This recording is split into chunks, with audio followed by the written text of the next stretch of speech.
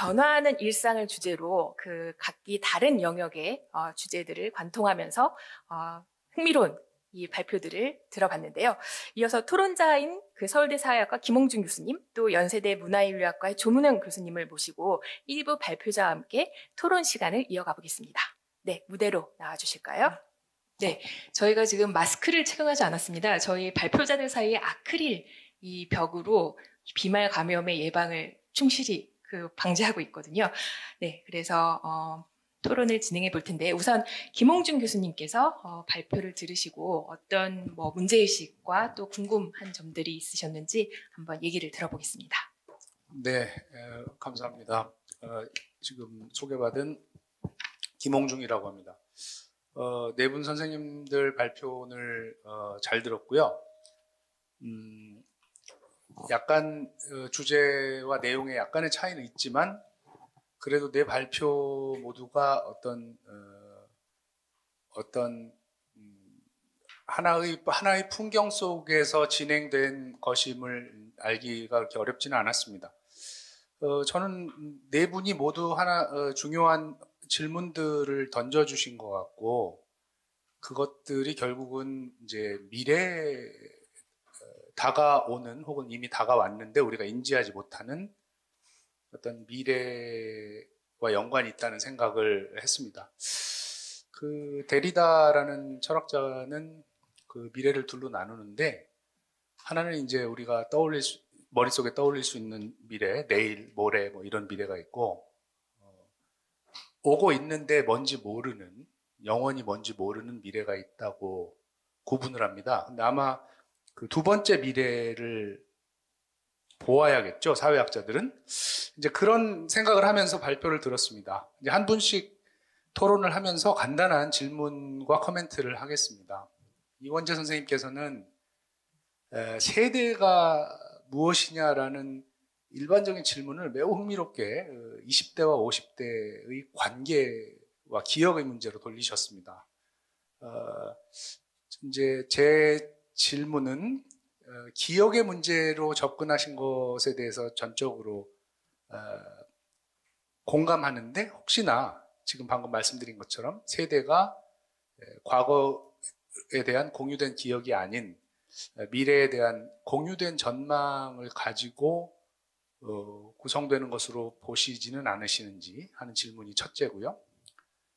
두 번째는 20대와 50대의 상당히 그 보편적인 그 어떤 대립, 심지어는 적대가 지금 우리 시대에는 20대 여성과 50대 남성이라고 하는 약간 젠더가 교차한 그런 대립으로 좀 더 표면화되는 것처럼 보이는데, 그런 특수성이 혹시 선생님께서 늘 강조하시는 보편성에 의해서도 이렇게 설명돼서 사라지는 것인지, 아니면 약간 특수하게 우리 시대에 더 나타나는 것인지 좀 궁금하고요.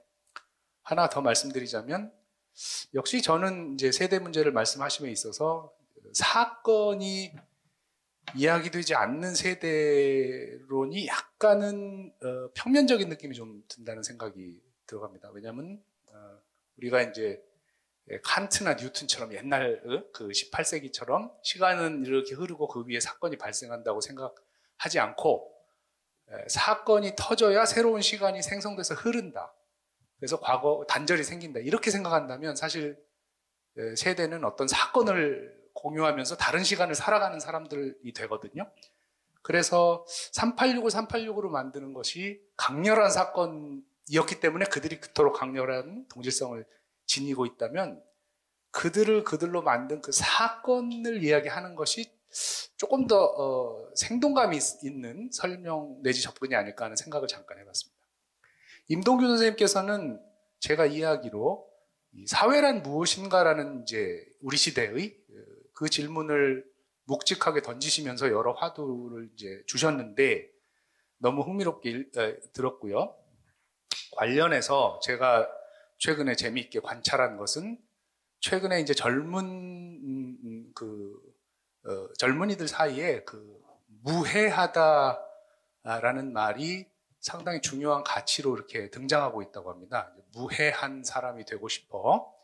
그다지 무해하지 않은 바이러스. 이 무해라는 하나의 형용사가 느낌은 옵니다. 그것은 이제 거리가 전제되어 있고 폐를 끼치지 않겠다는 것, 폐 끼치는 사람에 대한 경멸 이런 게 있어요. 와서 엉키는 사람 정말 싫고 거리 못 두는 사람에 대한 어떤 문명적 경멸이라고 저는 생각하는데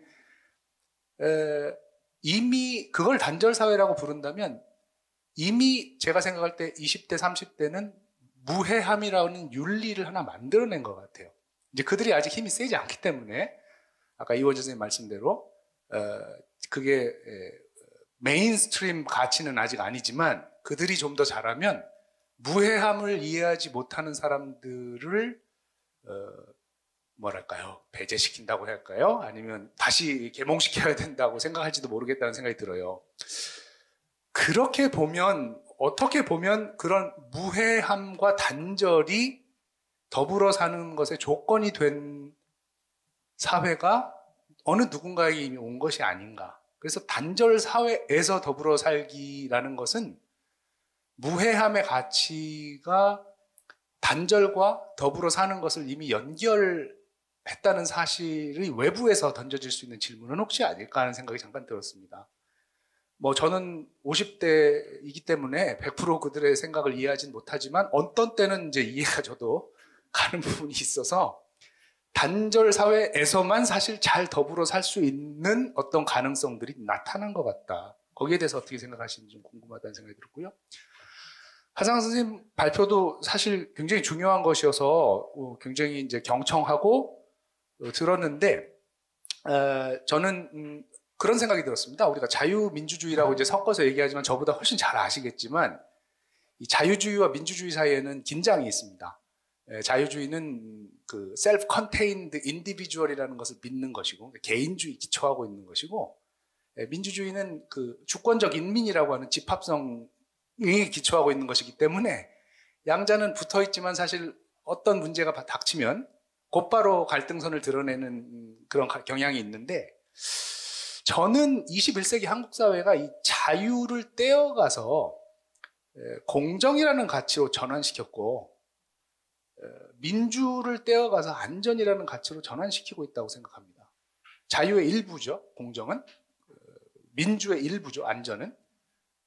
그래서 사실 공정하고 안전한 것, 이 두 가지가 한국 사회의 특히 이번 코로나 사태에서의 여러 쟁점들에서도 드러나는 것처럼 그 지금 우리가 자유민주주의 사회로 한국 사회를 봐야 되느냐 아니면 공정 안전 사회로 봐야 되느냐가 좀 헷갈려요. 그래서 이제 정치학자이시기 때문에 저보다 훨씬 더 잘 아시리라 보는데 만약에 자유의 문제를 끌고 들어가면 그래서 한국 사회 21세기하고 조금 감이 떨어지는 감이 다른 그런 느낌이 좀 든다는 생각이 하나고요. 다른 하나는 너무 흥미로운 주제고 저도 공감을 참 많이 했는데 이 온라인에서 일어나는 그 적대를 어떻게 볼 것인가. 저는 사회학자지만 오히려 정치학의 언어를 가지고 말씀을 드리는 게 편하지 않을까. 홉스가 얘기한 사회 상태 아닌가요? 온라인이? 우리는 지금 사회 상태, 자연 상태 아닌가요? 네. 우리는 지금 사회 상태를 살고 있다고 생각하지만 사회 상태 안에 자연 상태들이 끊임없이 이제 바이러스 출몰처럼 나타나기도 하고 미디어가 나타나면 자연 상태가 나타나서 그거를 어떻게 사회 상태로 전환시켜 나가느냐에 따른 넓은 의미의 사회 계약이 몇십 년간 진행되는 것은 아닌가 하는 생각이 들어요. 역시 그 미디어는 온라인 미디어는 지금 아직도 우리가 충분히 사회화시키지 못한 전쟁 상태가 이뤄지는 곳이 아닌가 이런 생각이 들어서 저는 오히려 조금 시간을 더 준다면 계약을 할 수 있는 충분한 시간을 준다면 어떤 형태든 사회를 만들어낼 텐데 지금 잘라서 보면 이제 자연 상태처럼 전쟁 상태처럼 보이는 것이 아닌가 하는 생각을 했습니다. 혹시 어떻게 생각하시는지 좀 궁금합니다. 조은원 선생님 발표는 너무 흥미롭게 들었습니다만 좀 아쉽게도 제가 클래식 음악을 잘 모르는 관계로 많이 배웠습니다. 다만 이제 제가 좋아하는 그 발터 베냐민이라는 철학자가 늘 기술과 예술의 변증법에 대해서 고민을 했던 사람이어서 그 귀동냥을 했던 거에 의하면 저는 그 사람의 의견을 조금 이제 좋아하는데 핵심은 역시 기술과 예술은 같이 가는 것이고 우리의 감수성은 플라스틱하기 때문에 아까 처음에 보여주셨던 것처럼 기술적인 이노베이션과 예술적인 성취에 우리가 서서히 적응해 가면서 지금 아직 알지 못하는 아까 데리다가 얘기한 미지의 또 다른 예술적 향유의 가능성을 우리가 찾아내어 갈 것이 아닌가 이런 생각을 좀 했습니다. 이 정도로 제가 코멘트를 마치도록 하겠습니다. 그 김홍준 교수님께서 깊고도 넓은 그런 문제의식을 제기해 주셨는데 잘 기억하고 계셔야 됩니다. 발표자분들. 자, 조문영 교수님의 또 그 토론으로 이어가겠습니다.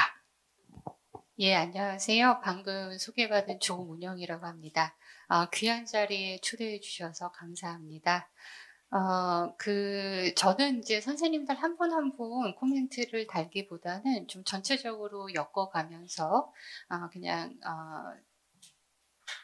코멘트 겸, 질문 겸 이제 좀 해보도록 하겠습니다.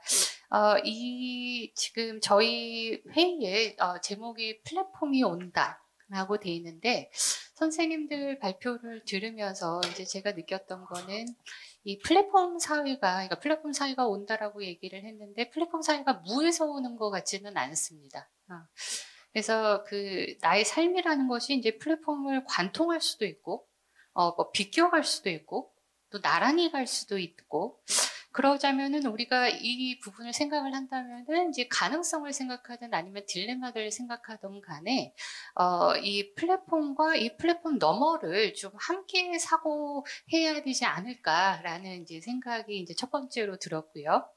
그 다음에 이제 두 번째는 이따 좀 더 설명을 드리겠지만, 임동균 그리고 하상흥 선생님 발표를 이제 들으면서 굉장히 재밌게 들었습니다. 그런데 이제 마지막 대안, 어떤 해결책으로 얘기하신 부분들이 두 분 다 모종의 이 윤리적인 책임을 강조하는 방향으로 이게 끝나고 계셔서, 저는 이 부분에 대해서는 조금 이견이 있다라는 부분을 먼저 말씀을 드리고 싶습니다. 그래서 이제 좀 두 가지를 좀 더 집중해서 말씀을 드리고 싶은데요. 처음 이원찬 선생님 발표로 다시 돌아가 보도록 하겠습니다. 선생님 글을 상당히 재밌게 읽었는데, 이 20대와 50대의 어떤 관계를 설명하기 위해서 이 문학에서의 논문들을 이제 딱 추적을 하셨더라고요. 그러면서 20대가 확실히 이제 저자 수 규모나 봤을 때는 적기는 하지만 다루는 주제들이 상당히 다양했다라고 이제 얘기를 하면서 좀 하나의 가능성을 내비쳐 주신 것 같습니다. 그런데 어떤 주제가 이제 다양했는지에 대해서는 이제 설명을 듣지 못했는데, 제가 주변에서 봤을 때는 20대 특히 학생들 아니면 제가 그동안에 연구하면서 만나왔던 많은 청년들이 저 때나 아니면 그 위에 소위 말하는 386이 이제 보통 얘기하지 않았던 주제들, 특히 이제 성평등의 문제나 그리고 기후변화라든가 비거니즘이라든가 동물권이라든가 이 인간 중심성을 넘어서는 이제 문제들, 이런 부분을 상당히 이제 집요하게 얘기하기 시작했다라는 점에서 저는 굉장히 또 고무적인 측면이 이제 많이 있다라고 생각을 합니다. 근데 이제 그 점을 봤을 때 저는 이들이 이런 새로운 이슈를 본격적으로 한국 사회든 아니면은 전 지구적인 화두로 제기해야 될 즈음에 우리가 이 플랫폼 사회를 관통하고 있다라는 부분이 상당한 가능성이자 이제 딜레마로 이제 확실히 느껴집니다. 그러니까 가능성의 측면에서는 저는 이제 하상흥 선생님께서 수문장을 좀 다소 부정적으로 얘기를 하셨던 것 같은데, 이 게이트키퍼가 사라진 언론에서든지 학계에서든 아니면 굉장히 많죠. 근데 저는 이 게이트키퍼가 사라진 점을 꼭 부정적으로만 볼 필요는 없다라는 생각이 듭니다. 한편에서는 우리가 과거의 주류 언론을 생각을 해봤을 때 누가 과연 수문장 역할을 했는가라고 하면은 보통은 이제 50대 중년 남성이죠. 50대 중년 엘리트 남성이고, 이들의 어떤 관심사가 아닌 이제 주제들은 보통은 다 사라집니다. 이 주류 일간지 편집에서. 그래서 이 최근에 1인 미디어가 됐을 때 이제 많은 청년들이 제기하는 이슈들은 만약에 과거와 같은 식으로 게이트키퍼가 계속 건재했다라고 하면은 우리가 쉽게 경청하지 못했을 만한 주제들이 상당히 많다라는 것입니다. 그래서 저는 그런 점에서 이 플랫폼이라는 것은 말 그대로 판을 깔아주는 거죠. 그래서 굉장히 고무적인 측면이 분명히 있는데, 딜레마는 아까 이 그 두 분 선생님이 말씀하신 내용들입니다. 상당히 이제 양극화로 치닫고 있고, 이게 그야말로 이 혐오의 정동이라는 것이 이제 난무하고 있다라는 측면을 얘기했고, 우리가 정말 그 아주 고무적인 운동들이 많이 터졌는데, 뭐 미투부터 시작해서 숙고할 수 있는 시간이 없다라는 거죠. 그러니까 누구나 다 그 SNS가 아니라 SOS.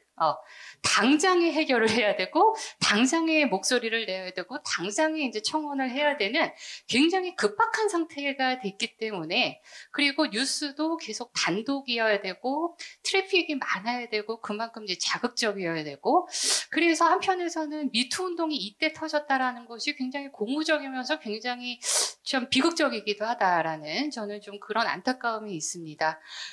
그래서 이 부분을 갖다가 이제 두 분 선생님들께서 상당히 많이 잘 얘기를 해주신 것 같아요.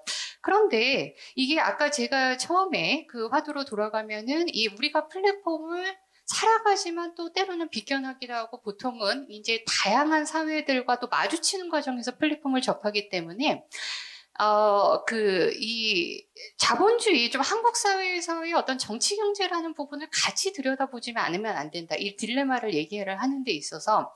그러니까는 아까 임동균 선생님께서 이 내 담장 안에 과연 누구를 초대할 것인가. 이 플랫폼이라는 것이 한편에서는 좋아요 부족을 만들고 이 팔로우 부족을 만들고 계속 우리끼리의 그 커뮤니티를 만드는 과정에서 이 질문이 상당히 계급적이다라는 말씀을 분명히 하셨습니다. 그런데 결국에는 그 다양성이 많아져야 된다라는, 저는 그래서 좀 결론은 약간 맥이 빠졌습니다. 선생님께서 어떻게 보자면은 이 플랫폼 공간의 개인은 단순히 원자화된 개인이 아니라 위계화된 개인이기도 하고 또 위계를 만드는 개인이기도 하다는 거죠. 그래서 누구의 목소리가 이 공론장에서 권위를 획득하는지, 주목을 받는지, 기회를 획득하는지, 이런 부분들은 상당히 계급적인 부분들이 많고, 저는 그 부분을 갖다가 또 조은하 선생님께서 이 클래식이라는 장르를 통해서 잘 보여주고 계시다고 생각합니다. 저는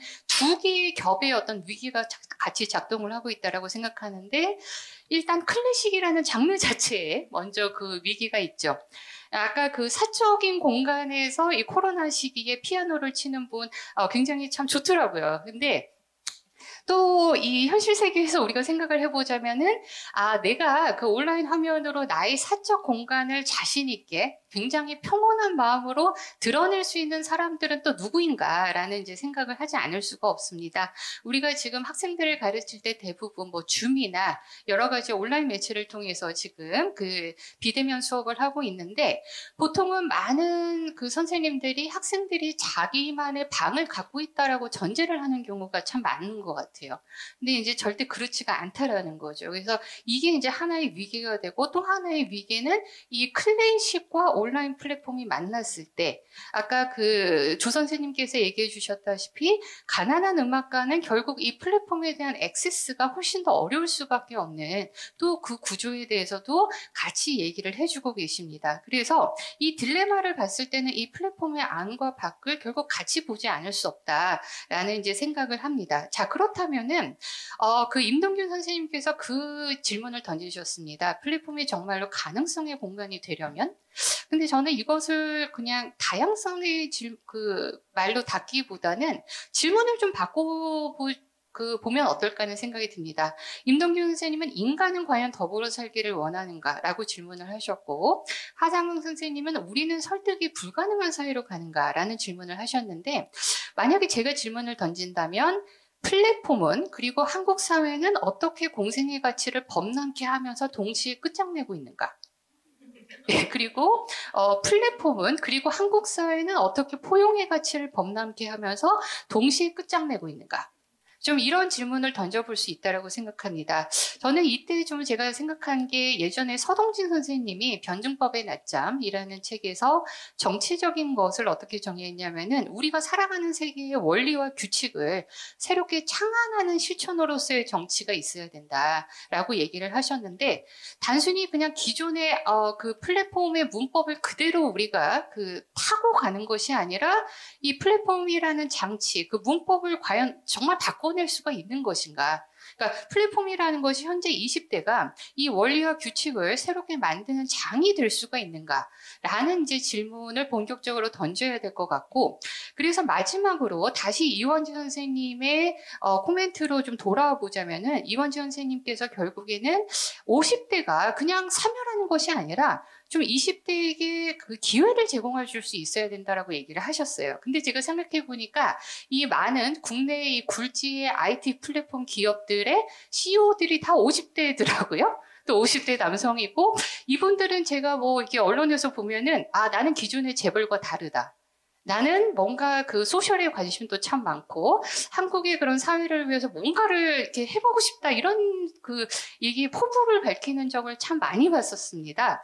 그래서 이 현재 이 IT 기업의 CEO들이 죄다 386, 죄다 50대라고 했을 때 이들이 20대에 줄 기회라는 것은 과연 무엇일까?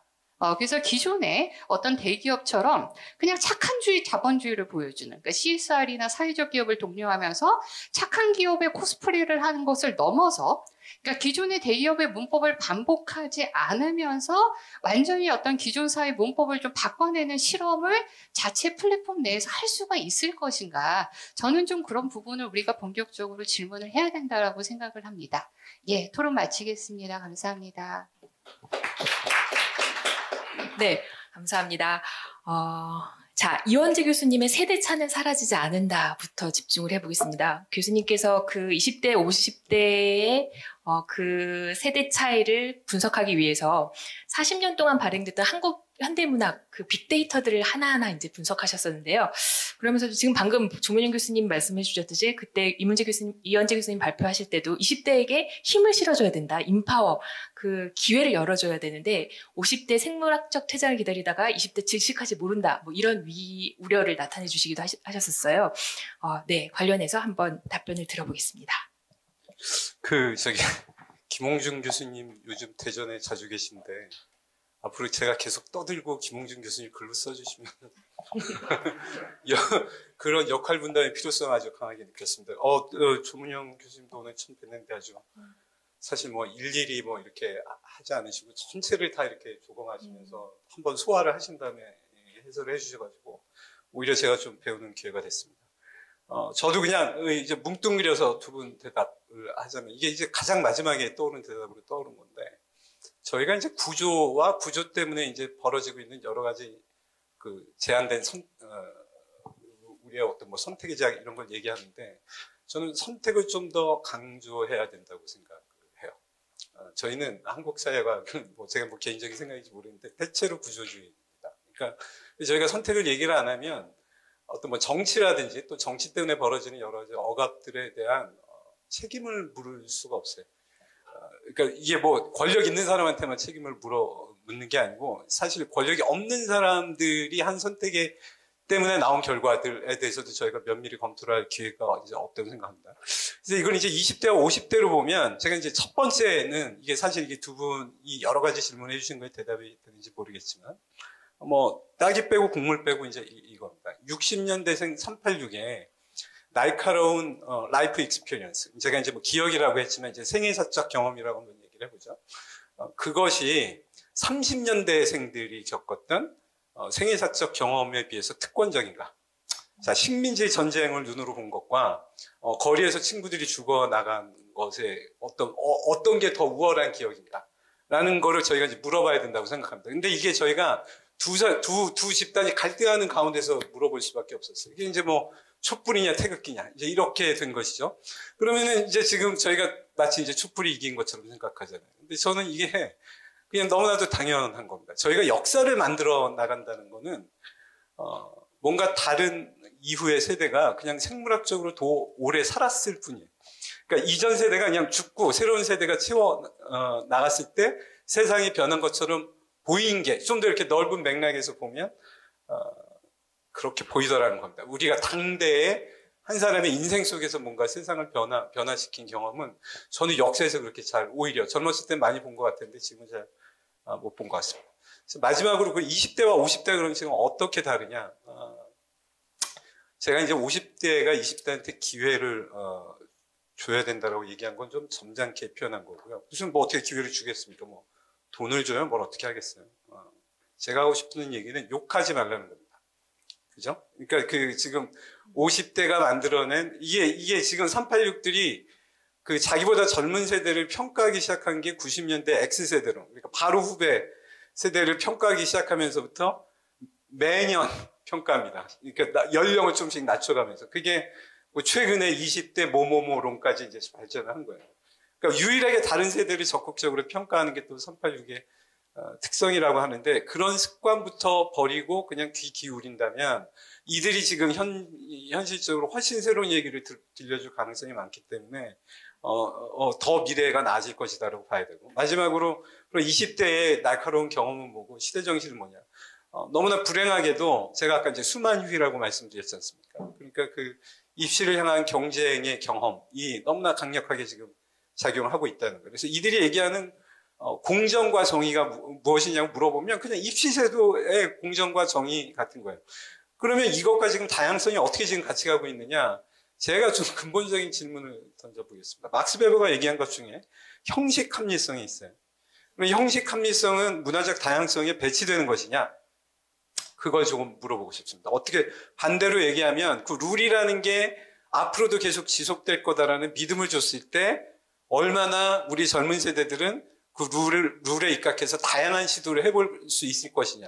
뭐 이런 시각을 좀 가지면 어떨까 생각을 해보자는 겁니다. 근데 우리가 지금 보기에 이 지금까지 어떤 제도나 이런 것들을 만들어 놓은 386 이후의 기성세대들이 룰은 만들어 놨지만 자기들이 지키지 않고 있다는 게 지금 우리가 최근에 발견한 문제점들이지 않습니까? 예.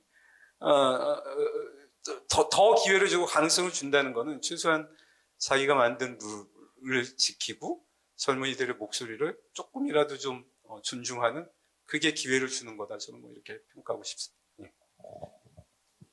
네, 김 교수님, 조 교수님 덧붙일 말씀 있으신가요? 이원재 교수님 주제에 대해서? 네, 그 저희가 이원재 교수님 발표하실 때 그 하상훈 교수님께서 그 세대론을 다룰 때 뭐 신중해야 할 점이 있지 않을까라는 또 문제의식을 던져주셨었는데요. 잠깐 돌이켜 볼까요? 기억해 볼까요? 예, 전 정치학, 사회학에서 이제 세대 논의를 많이 하는데요. 이제 그 옆집에 있는 이제 정치학자의 입장으로 봤을 때 이제 그 세대를 논의하는 과정에서 사실 좀 아쉬운 점이 세대 간의 차이가 정말 세대 안의 차이보다 더 두드러지는가에 대한 좀 질문에 대한 답이 좀 간과되어 있다는 생각을 좀 자주 합니다. 그러니까 20대, 50대 간에 물론 갈등이 있겠죠. 다른 점이 있을 텐데.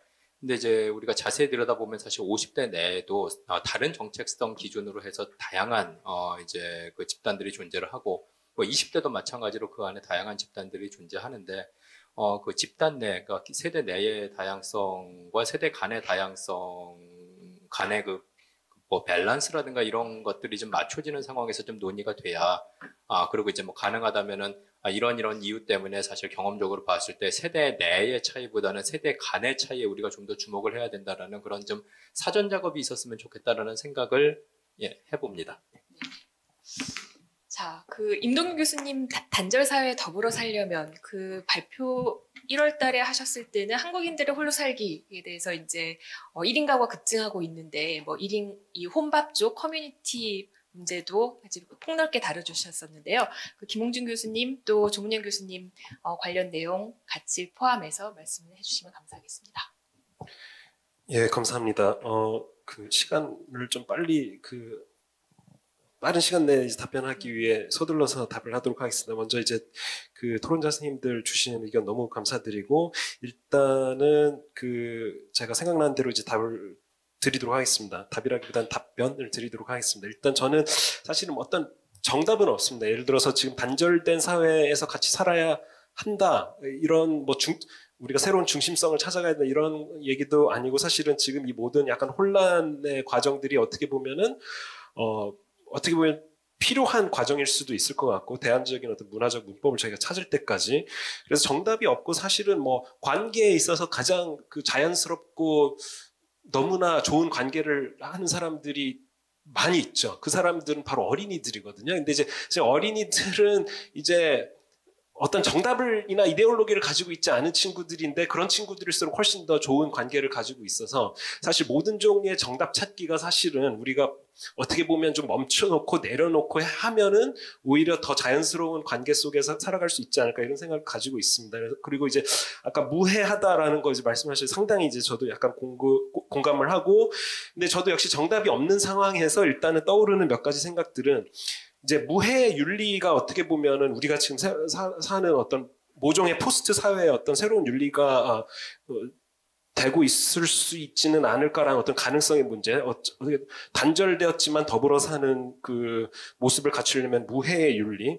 근데 이제 약간의 꺼림칙한 거는 예를 들어서 사람과 제가 얼마 전에 지난 학기에 계속 비대면으로 하다가 방학 때 무슨 학생들이랑 무슨 워크숍을 해야 되고 어쩔 수 없이 오프에서 한 번만 내가 밥을 사줄 테니까 한번 보자. 그런데 이제 제가 학생들 설득하기 위해 얘기를 하다가 뭔가에 빙의돼서 본능적으로 했던 말이 난 여러분들 해치지 않는다. 약간 이 말이었거든요. 그러니까 해치지 않아요라고 문자를 다 보냈는데 그러니까 저도 약간 이렇게 뭔가 그런 게 있다라는 걸 좀 느끼고는 있습니다. 근데 약간 모든 어떤 사람살이, 사회살이의 어떤 복잡한 여러 가지 다층적인 것들을 무해라는 이제 단어로 이렇게 수렴시켜서 생각할 수 있다는 게 사실은 저는 전형적인 약간 근대적 사고의 어떤 결과거든요. 그러니까 사실 단절되고 뭐 이렇게 하는 게 그 안에 몇 가지 개념을 가지고 그 개념적 어떤 렌즈를 통해서 현실을 요약할 수 있는 게 엄청나게 고도의 추상적 능력입니다. 근데 이제 예전에 심리학자들 실험하고 이런 거 보면은 농경사회에 있는 사람들은 그런 추상적 사고를 잘 못합니다. 완전히 농경사회에서만 살았던. 근데 그건 이제 지능이 이제 예를 들어 그런 게 아니라 추상적 사고랑 그 사람들이 현실적으로 이제 씨를 뿌리고 추수하고 하는 과정에 있어서 요구되는 건 매우 프랙티컬한 지식인데 추상적으로 예를 들어서 여러 가지 농기구나 사물들을 주고 이거 세 가지 종류로 분리해봐라 하면 이 사람들 전혀 할 수 없거든요. 모든 기구들이 다 별개이기 때문에. 근데 근대적인 공간에서 조금 살았던 사람들은 오면 그걸 쉽게 분리해. 모양에 따라서 색깔에 따라서 그 추상적 사고 능력이 이제 발달을 하게 되는데 모든 그 관계를 이제 무해와 해, 권력과 피해나 불안이나 뭐 이제 이런 거와 그 연관지 생각할 수 있는 게 근대적 사고의 어떤 산물이고 그래서 어떻게 보면 이제 그런 추상적 사고 능력의 어떤 결과물인 것 같기는 합니다. 그런데 이제 문제는 약간 무해하기만 하면 괜찮을까? 좀 더 파지티브한 걸 추구할 거는 이제 없을까?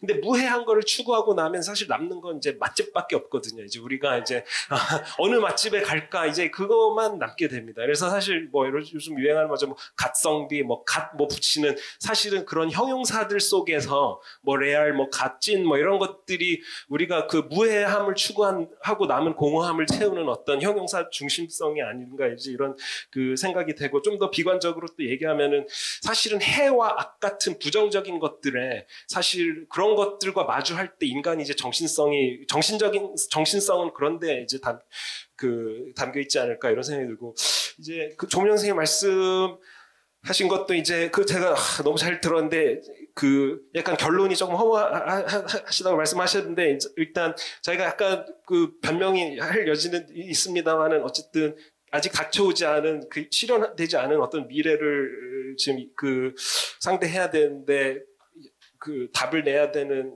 근데 이제 미네르바의 부엉이는 원래 저녁에 이제 날기 시작하는데 지금 낮에 컨퍼런스를 하고 있어가지고 시간도 안 맞고 뭐 그런 게 아닌데 사실 제가 다양성이라는 거를 이제 급하게 마무리하면서 말하는데 사실 그 다양성에 대한 상상력은 여러 가지로 좀 해볼 수 있을 것 같다는 생각이 듭니다. 예를 들어서 계급 논리 어떤 외부에서 작동할 수 있는 어떤 삶의 모습들 이런 것들을 그러니까 자본주의가 에리 골린 라이트가 말한 대로 자본주의적인 현대 사회 에코시스템에서 자본주의적인 부분을 좀 축소시키면서 그 남는 부분을 최대한 어떻게 대안적 삶의 영역으로 추구할 수 있는 방법. 근데 이제 말씀하신 대로 결국 이제 모든 게 현실이기 때문에 리얼 폴리틱스 관점에서 보면 모든 게 이제 시민 사회에서 추구하는 국가에서 추구하는 거 마켓이 추구하는 거 이런 것들의 힘싸움으로 결국은 귀결이 되지 않을까 하는 생각도 듭니다. 예, 감사합니다.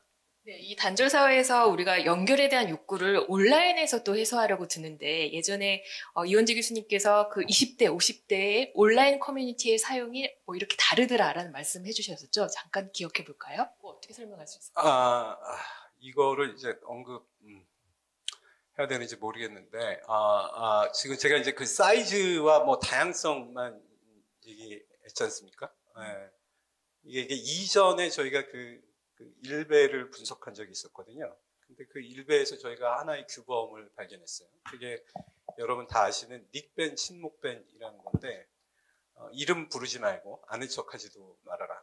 이제 그걸 저희가 처음 해석할 때는 워낙 일베가 좀 이렇게 선정적이거나 아주 불법적인 내용까지 포함하는 여러 가지 뭐 포스트들이 올라오기 때문에 혹시 이것 때문에 자기의 익명성을 보장하기 위해서 자기를 방어하기 위해서 지금 그런 룰을 세웠나라는 게 들었는데 그게 사실 하나의 이유기도 하고 두 번째는 강력한 리더십이 등장하는 이제 아까 조문영 선생님께서 예를 들어서 50대 중년 남성의 엘리트 그러니까 이제 표상하는 여러 가지들이 사실 뭐 젊은 애들 사이에서도 있는 거거든요.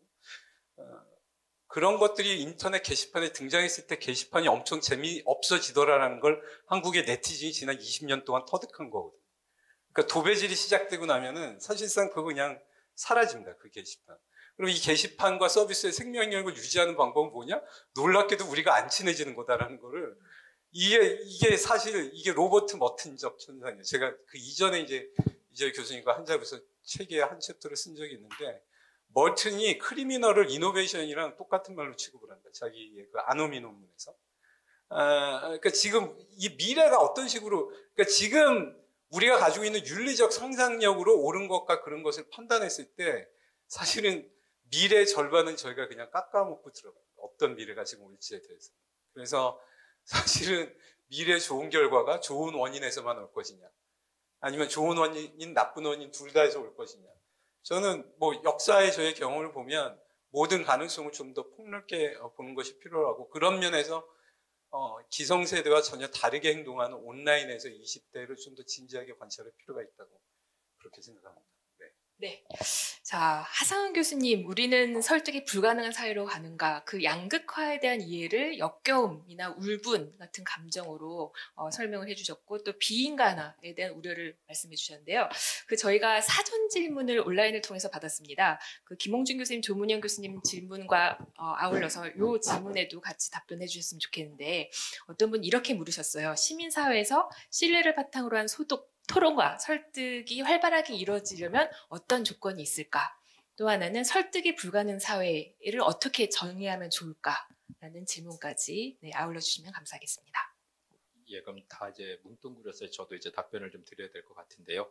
지금 이제 그 김홍중 선생님, 조문영 선생님 이제 질문하신 내용과 이제 지금 그 조은하 선생님께서 이제 전달해 주신 내용을 이제 종합해서 이야기를 하자면 이제 핵심적인 내용은 이제 그러니까 정보를 우리가 이제 다양하게 습득을 할 수 있고, 그 다음에 사실 그 정보의 양에 우리가 좀 공헌하는 것도 있죠. 예, 그러니까 의견을 제시를 하면은 이제 예전에는 무시됐던 게 지금은 이제 의견을 제시하면은 그래도 들어주는 사람이 소수라도 있을 수 있는 상황이기 때문에, 그러니까 정보를 만드는 데에도 우리가 기여할 수 있고, 그다음에 우리가 이제 얻고 싶은 정보를 상대적으로 자유롭게 얻을 수 있는 세상이다라는 거에 대한 뭐 쉽게 얘기하면 이제 그런 상황인데, 근데 이제 문제는 이렇게 이제 그 정보의 양이 많아지고, 그다음에 우리가 정보를 이제 제공하는 역할도 하게 되고, 그다음에 자유롭게 정보를 습득하고 소화를 시킬 수 있는 상황이 되다 보니까 이제 흔히 그러니까 뭐 이제 지금 벌써 얘기는 나옵니다. 이제 예를 들어서 이제 그 표현의 자유가 이렇게 보장되어 있는데 슬슬 이거 제한해야 되는 거 아니냐. 그러니까 제가 이제 발표 때도 말씀드린 대로 이렇게 표현의 자유가 심해지고 이런 식으로 이제 보장이 되다 보니까는 가짜 뉴스가 범람을 하고 그걸 체크해 줄 수 있는 시스템도 작동을 하지 않고 그리고 이제 서로 이제 다른 진영 간의 갈등과 이제 분쟁이 이제 심해지니까 이제 표현의 자유를 제한하는 게 어떻겠냐라는 건데, 이제 이게 그 김홍중 선생님 말씀하신 이제 자연 상태인 거죠. 그러니까 홉스가 그런 게 자연 상태에서 이제 국가를 만드는 거는 이렇게 서로 치고받고 싸우는 상황에서 이게 도저히 안 되겠으니까는 이제 그 계약을 통해 가지고 이제 리바이어선이라는 이제 그 위에 있는 권력을 위임해주는 그런 이제 국가 체제를 만드는 게 좋겠다. 이제 이런 식의 이제 이야기가 나오는 건데요. 사실 그러니까 이렇게 이제 그 정보의 시장에서 우리가 사실 이제 이 가짜 뉴스라든가 혹은 이제 그 상대방을 비난하거나 아니면 이제 맹목적으로 이제 공격을 하는 그런 발언들을 이제 그 제어하기 위해서 이제 생각해 볼 수 있는 게 대략 세 가지인데, 이제 하나는 그냥 시장 논리에 따르는 겁니다. 그러니까 시장 논리에 따르는 건 뭐냐면 장기적으로 놓고 보면은 가짜 뉴스라든가 아니면 이제 혐오 발언은 없어진다. 그러니까 서로 이제 여러 가지 발언들이 있으면 그러면 이제 양질의 발언들은 살아남고 이제 질이 안 좋은 발언들은 죽을 것이다. 이게 시장 논리인데 과연 그 시장 논리대로 작동을 할까 잘 모르겠어요. 뭐 하나의 가능성으로 두고 또 한 가지의 가능성은 이제 계약을 하는 거죠. 그러니까 이제 뭐 그 발설을 하는 사람들 사이에 계약을 맺어서 요 정도 이상은 넘어가지 말자라는 그런 어떤 이제 암묵적인 합의를 해야 된다라는 건데, 이제 그러기 위해서는 이제 조문영 선생님 말씀하신 수고가 필요해요. 어디까지 우리가 그러면은 얘기를 하고 어디서부터는 자제를 할 것인가에 대한 이제 수기가 필요한데, 근데 이제 수기를 할 수 있는 시간이 존재하지 않는다는 게 참 문제라는 거고요. 그럼 이제 시장도 안 되고 계약도 안 돼, 자발적인 계약도 안 된다. 그러면 강제를 해야 되는 건데, 그 강제는 누가 하냐? 그러면 당연히 강제 기구가 있죠. 국가가 하는 겁니다. 예, 국가가 강제를 하는 거고, 이게 이제 그 김홍중 선생님께서 이야기하고 계시는 이제 자유민주주의가 이제 공정 안전주의로 가는 그 맥락과 어느 정도는 일맥상통할 거예요. 그러니까 지금 뭐 코로나19 때문에 방역을 해야 된다. 거기에 대해서 뭔가 이제 근거도 없는데 자꾸 이상한 얘기를 퍼뜨린다. 그러면 이제 국가가 나서가지고 이제 억압을 하는 거죠. 예.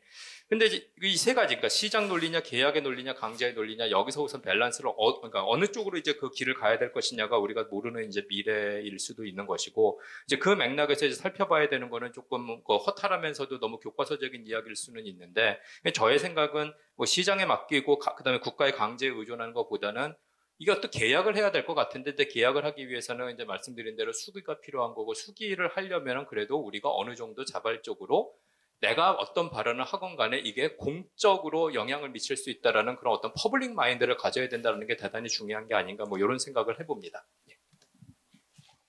네, 감사합니다. 시간이 다 돼서 좀 속도를 내보겠습니다. 제 발표에 관련해서 아까 김홍준 교수님께서 기술적 혁신과 예술적 성취가 어떻게 함께 갈 수 있을까라고 질문 주셨는데요. 사전 질문으로도 이렇게 연결할 수 있을 것 같아요. 사전 질문 중에 플랫폼이 예술 자체에 어떤 영향을 미칠까, 또 온라인 공연과 녹음 공연이 연주자에게 미치는 영향, 어떤 차이가 있을까, 그런 질문 주셨는데요. 앞으로 온라인 공연이 이제 더 진화하다 보면은 그 집중 시간이 짧은 그 특성을 반영한 작품들이 굉장히 대세가 되겠죠. 그러니까 기승전결 1시간짜리 유장한 서사를 담은 교향곡이 아니라 그 클라이막스 절정을 아예 초장에 앞세운 그 연주들이 많아지지 않을까. 사실은 저는 그 면에서 굉장히 우려를 하고 있는데요. 그리고 이제는 청각, 그 음악은 워낙 이 울림을 들어야 되잖아요. 음향에 굉장히 민감하게 조응을 해야 되는데, 이제 온라인으로 중계를 하다 보면 뭐 스트라디바리우스 그 바이올린이나 아니면 낙원상가에서 구입한 바이올린이나 음색의 차이를 오디오로 느끼기가 힘들어지는 거예요.